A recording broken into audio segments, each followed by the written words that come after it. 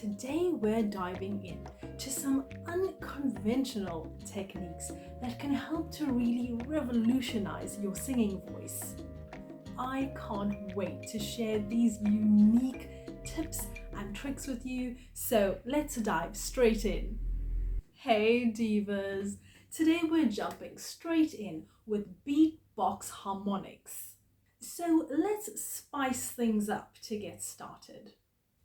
Beatboxing isn't only for percussion, it can enhance your vocal range too. So, you want to explore this unconventional technique. This is going to add a different type of depth and flair to your singing. Get ready to really groove with your voice for this one. Look up your favorite beatboxing techniques on YouTube or just Google and play around with it. If you're really shy, if you feel you don't sound very good at it, or maybe it's your first time trying beatbox harmonics, then make sure you're a little bit secluded. Maybe you just want to be like alone in your room or in your car when you try this one. Next up, whisper singing to build control. Now let's talk about the power of whisper singing. It's not about being silent. You may not really be familiar with this one. It's all about control. Whisper singing really sharpens your pitch and helps to build on your vocal control, your vocal strength and stamina. So, for example, take one of your favorite songs that you've been working on and you want to try singing it in a whispering sort of voice. Now, you may have heard about whispering not being good for your vocals, but remember, this is a specific type of exercise that we're doing, incorporating the whispering. It's not something that you're going to be doing on a daily basis or engaging in all the time. This is more of a subtle art of whisper singing that you can play around with, try out, and see how it benefits your vocals. Have you ever tried humming your way into your resonance?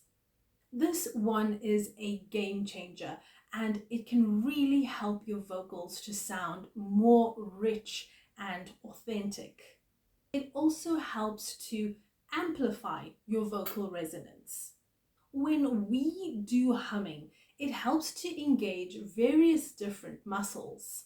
So these are like your vocal muscles, even your facial muscles as well. So this is going to enhance your overall vocal strength. You can actually hum your way into a more fuller sounding sound. The next one sounds a bit weird, sounds a bit hectic, but you may have heard this term used before. We're talking about vocal fry, specifically vocal fry vibrato. Now, if you are not familiar with these terms, not to worry. You know, here on my channel, I like to break it all down for you. With vocal fry vibrato, it's time to embrace that quirky side of your singing. This can add a unique texture. Texture is the word I would use. A unique texture to the sound of your voice. So I will guide you through using this unconventional technique to really help give your vocals something more. If it's something that resonates with you, you could even try incorporating bits and pieces of this technique into your actual singing style. Here you will infuse your vocals with a touch of vibrato, but it's still something unlike what you've heard before. So for those of you that may not be familiar with the word vibrato, that just refers to your voice making a sort of vibration, which tends to come naturally to most singers. It's the opposite of singing flat. The vocal fry part is basically a vocal fry, which is the lowest register. So you are going to take the lowest of the low of your own vocal register. This is what we're going to be using to produce the sound. Now, this specific sound is made through what we call loose glottal closure. Your glottis is the thing inside your throat that opens and closes in order to either permit the sound to stop or come out. So this type of exercise, singing that low, allows the air that's produced to sort of just bubble, make kind of bubbling sound. So you create this sound with a very low sort of register that permits this bubbling to sound like popping or rattling. The best way is to demonstrate. So as weird as it sounds, I'm going to do the exercise and you can follow along, join me, or if you're too shy, you can try doing it later on when you're alone. So by using la, if I have to try and sing on my lowest note and then just keep going lower, it would sound like la, la, la. Now, did you hear that last la? That's where my voice sounds like it's starting to break up a bit. That is the point. That is the register at that point where you want to utilize and you want to sing at. Then we're going to keep that sound consistent, so you will feel a sort of bubbling up of the air at this low register, a sort of popping and rattling, all these different sounds. Let's have a go. La, la, la. Okay, so that sounds really scary, hey? A bit weird. But this is going to help give you a lot of vocal control. It's also going to help expand your vocal range. As you keep practicing this one and just get used to it, letting your vocals flow, you should feel a natural vibration, and that is the vibrato part coming through. Next up, we have body percussion sync up. So we want to wrap it up here with a big bang, literally. Body percussion sync up is not just for rhythm. You can use this to help your vocals as well. This helps to sync your body with your voice. So here we're talking about claps, snaps, stomps to enhance your vocal rhythm and timing. Get ready to feel the beat and synchronize your body with your voice like never before.